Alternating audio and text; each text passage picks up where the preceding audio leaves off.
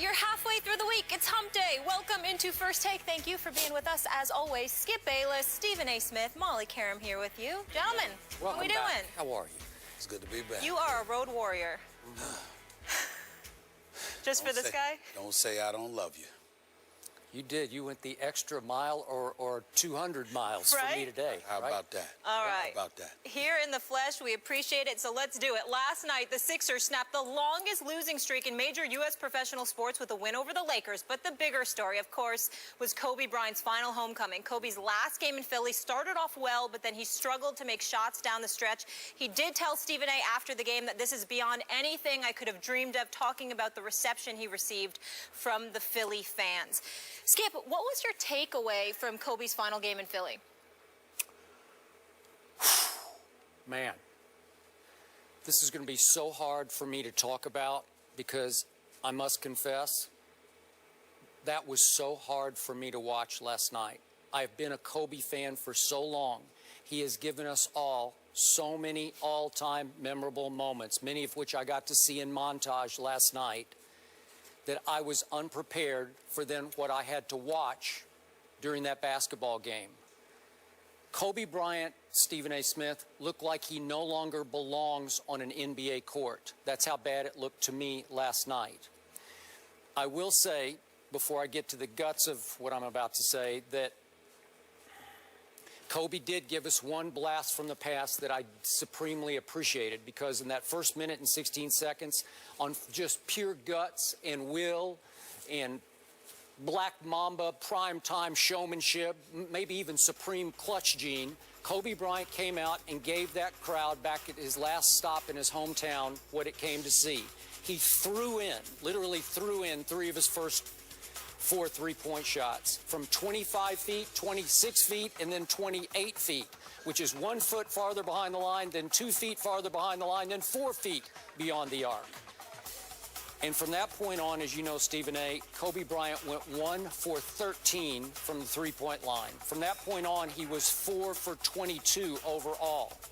And I can make the case, and I will, I believe the Lakers would have won that game if Kobe had not played. That's how bad, that's what a liability he was to his team last night, because I remind you, with just a couple of minutes left in the first half, the Lakers were up 14, and they just couldn't overcome a Kobe who in the second half went 1 for 10.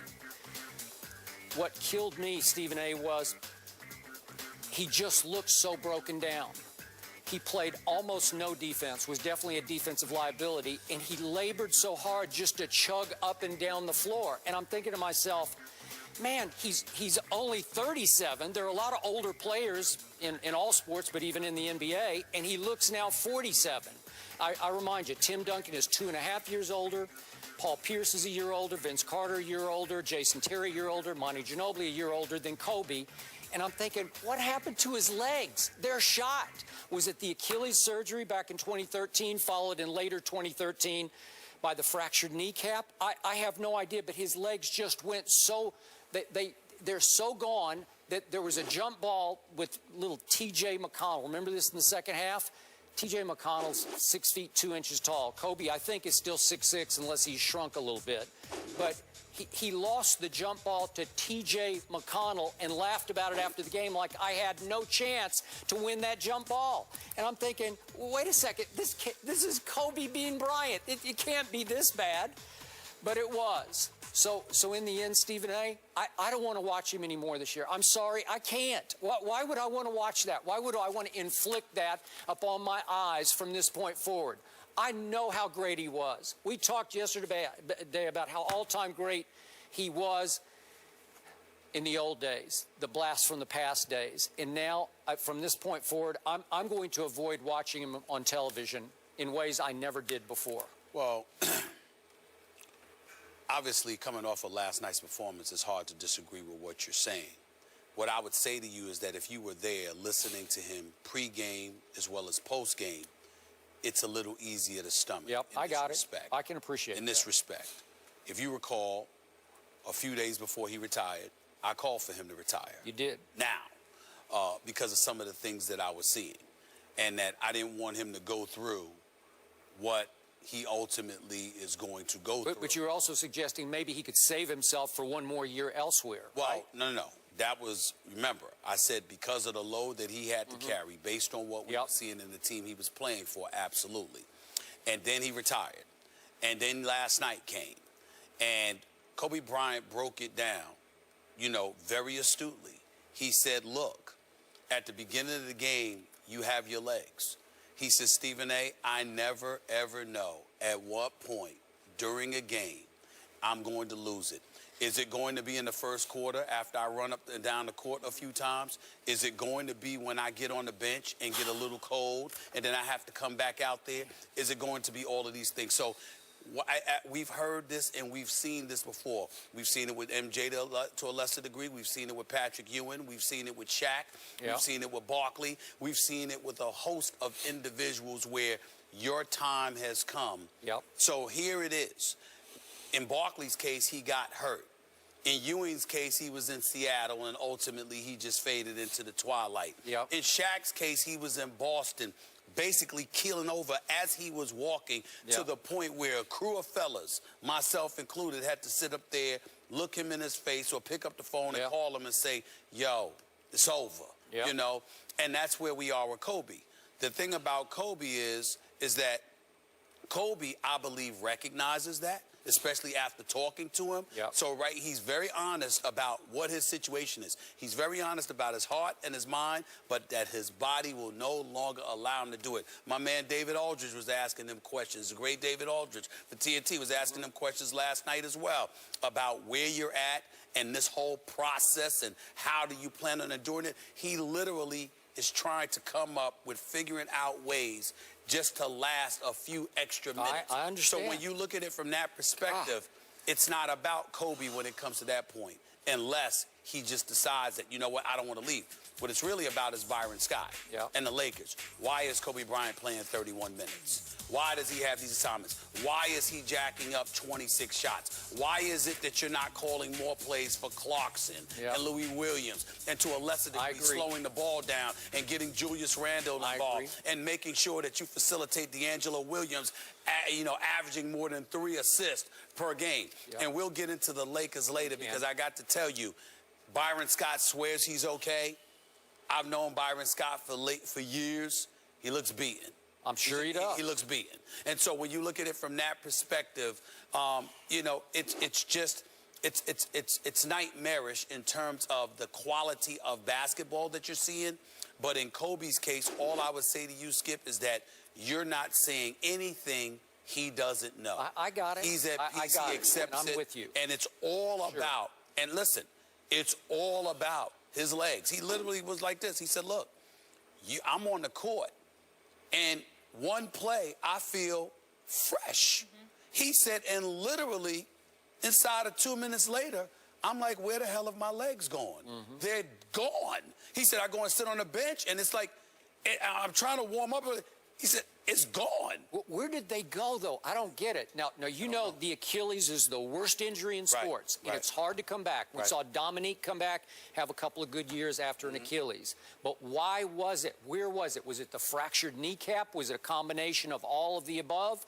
I don't know. Because remember, he was gone last year with the shoulder, the rotator cuff. So that's not a leg injury. His legs should be, quote unquote, fresh because he hasn't played a lot of basketball over the last couple of years. But they're not fresh. They're gone.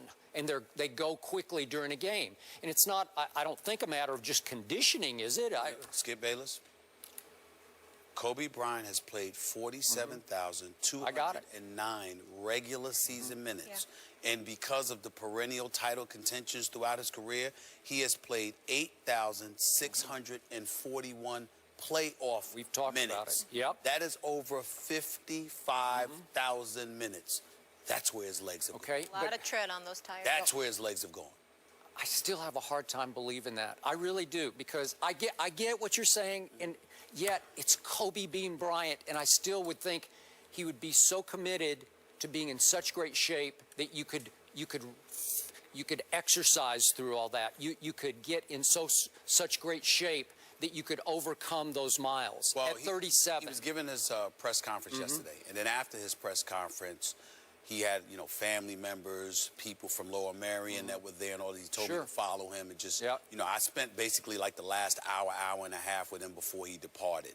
And so he's sitting up there, and he's like, he's talking to everybody, and whether it was to me or to people that he was communicating with, he's literally talking about, you know, you don't see it coming, no matter what they said. He said, you see incremental regression or whatever. He said, but to this level, when you just nosedive like that, he said, it just sneaks right up on you. He said, you might see some elements, like, for example, he used to play above the rim, and he was Kobe Bryant, and, you know, he had an aerial assault that could really do damage to you, and then all of a sudden, he saw that it was losing it a little bit, so he turned into a jump shooter. His footwork, combined with his perimeter shooting and everything else, made him incredibly successful, and he's like, but you don't believe that you're going to get to a point where your legs completely go, particularly when you can shoot the basketball. We look at somebody like a Ray Allen, for example. It made me admire Ray Allen even more, because I'm like, this guy didn't play last year. He just took a year off, didn't want to go through the grueling training camps and what have you. But Ray Allen, when he steps on the court, that jumper is just as pure and just as sweet as it has always been. Ray Allen could come back right now, and the jumper would be sweet. The legs didn't leave him yet. But evidently they left Kobe, because last night he didn't talk about his game. He talked about his legs. The legs just are gone. It's just that simple. So final thought. You won't find a bigger Michael Jordan fan than this guy sitting right here. I was able to watch him through that final season with the Wizards because he looked respectable to me. He wasn't MJ anymore, but it was respectable enough I could actually watch it. He averaged 20 and 6, and the team was decent. It was not good, but it was decent. They went 37 and 45 under Doug Collins. So at least, you know, every other night you could expect that they might win a game. Now the Lakers have fallen to 2-15. Wow, 2-15. And last night they looked worse than a team that had set the record for consecutive losses. Which is why you kept hearing me bring up the Lakers and bringing up the load that you have to play with or carry. You know, I walked in that locker room last night. Skip, I felt sorry for these guys. Roy Hibbert looked so depressed. He should. Brandon Bass looked just like, my God, somebody rescue me. You know, and then there were at least 5 players on that squad. Look, I covered the NBA. I didn't know who the hell they were. I didn't know. I mean, I had to walk up and look on the name somewhere and like, who is this guy again? I mean, it's a really, really bad situation. And obviously, Kobe is not somebody that's going to make it better, because he's a scorer by nature, which means he's a shooter by nature, which means that getting others involved, well, they're marginal to begin with. So, I mean, to get them involved, you're sort of exposing them to things that they're not capable of, which just makes matters worse. It's a really, really bad situation in Los Angeles. I don't ever recall it being any worse than this. And Kobe is in the throes of all of that because he refuses to jump ship. And I thought that personally he should retire and not play another game. Magic Johnson spoke out on that subject, the Lakers. We're going to react to his comments coming up a bit later. Father Time, of course, undefeated. And speaking of hanging it up, Tiger Woods